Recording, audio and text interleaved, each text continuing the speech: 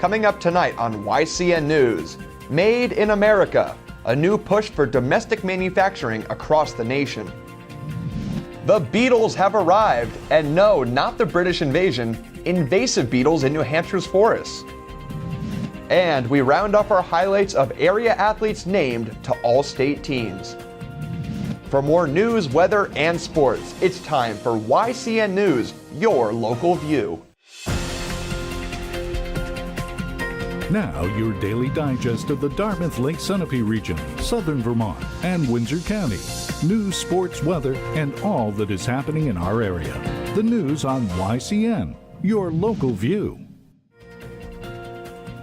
Good evening. It's Friday, July 10th. I'm Kurt Weedy, and welcome to YCN News. Well, Made in America is becoming a key selling phrase for manufacturers all across the nation. Consumers may pick up an item because it boasts a Made in America label, or conversely, turn one down because it's made in a foreign country. On that note, a plan called the Make It in America initiative is taking shape, especially in Washington. 15 years into the 21st century, lawmakers are calling for a workforce to meet these manufacturing needs. Among legislators speaking in support of reviving U.S. manufacturing was U.S. Representative Annie Kuster. The Make It in America Drive is a series of bills proposed in Congress in support of innovation and local manufacturers. Kuster urged her colleagues to support this initiative. To help New Hampshire residents and businesses, Kuster recommends locating a regional manufacturing institute in the state, improving transportation infrastructure so goods can get from one state to another in timely fashion. Well, turning to Upper Valley news, in Lebanon, New Hampshire, police caution the public about renewed activity of a bail scam. The bail scam usually involves a late-night phone call that targets an older individual. The caller will usually represent themselves in one of three ways: as a relative of the intended victim, as an official with a court, or law enforcement agency who has supposedly arrested a relative of the intended victim. The person will use a common name such as John or Dave. The caller will claim to be under arrest or will say they have a person related to the victim in their custody as a hostage.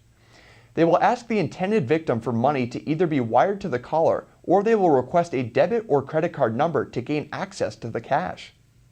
The caller will say their intent is to use the money for bail. Usually the requested amount is anywhere from $500 to several $1,000s. The caller will ask the victim to not tell other family members.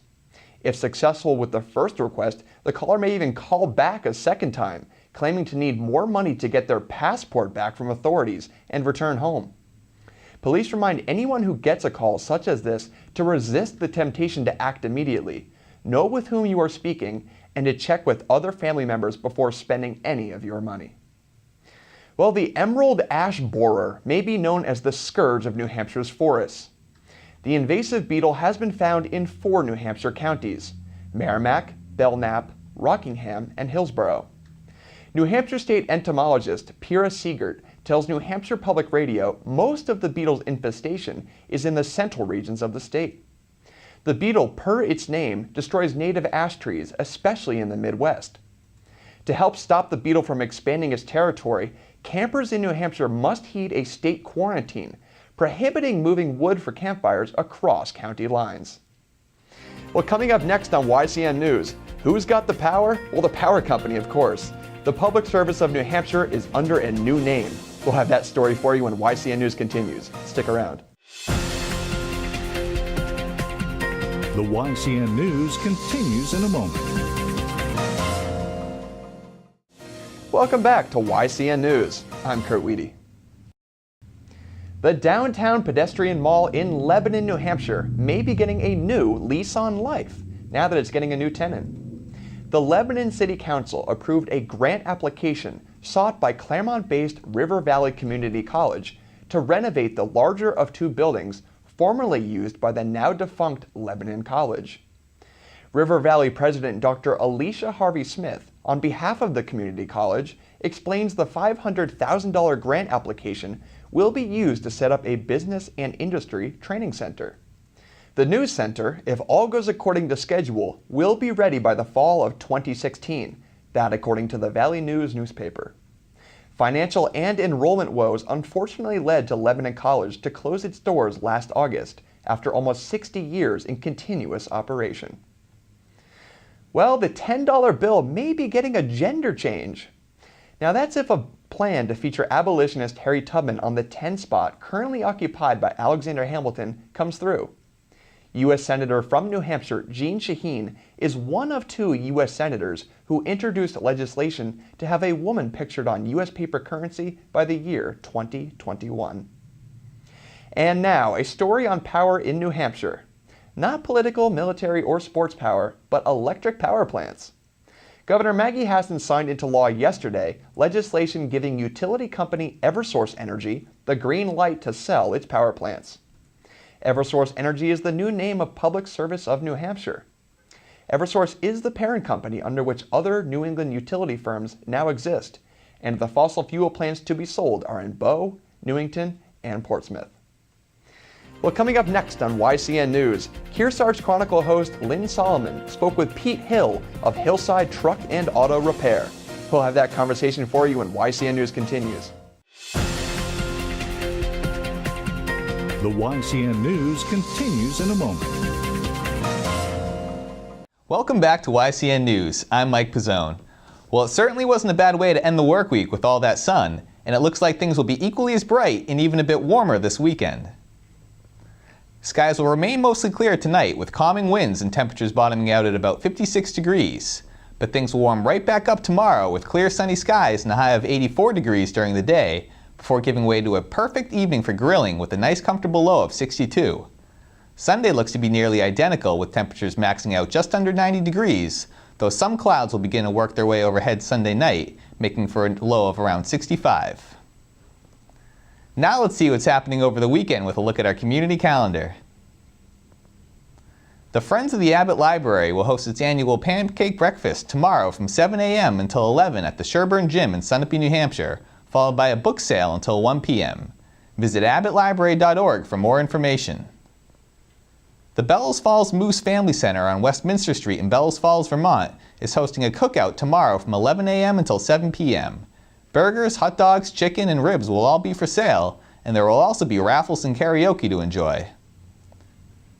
Old Home Day in Newbury, New Hampshire will begin tomorrow at noon at the town offices on Route 103.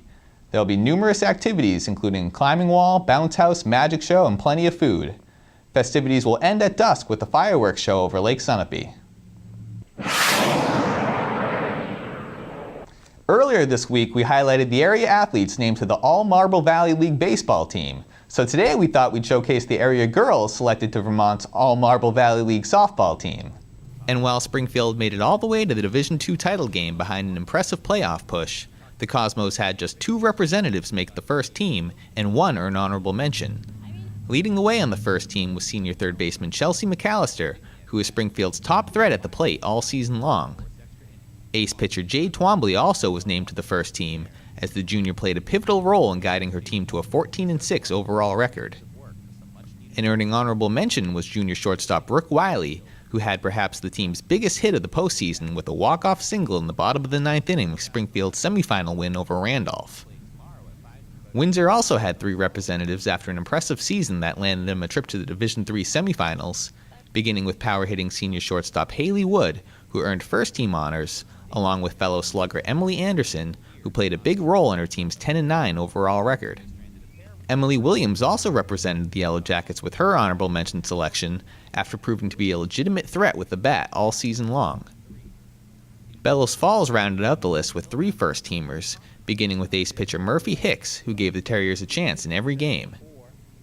Emily Stoddard drove in a plethora of runs for BF in its 13-4 season, as did shortstop Chelsea Wilder, who played a big role in leading the team to the Division III quarterfinals. And down in Manchester, the New Hampshire Fisher Cats took care of business in the final game of its 6-game homestand last night, earning a 2-1 win over the Trenton Thunder. The Cats will be back in action tomorrow on the road against the New Britain Rockhats. And that's your local sports. I'm Mike Pizzone. Hey, thanks, Mike. Well, it's Friday, and that means our Week in Review segment is coming up next. Stay with us for John O'Connor's and Lisa Connell's discussion of the biggest stories of the week. We'll be right back. The YCN News continues in a moment.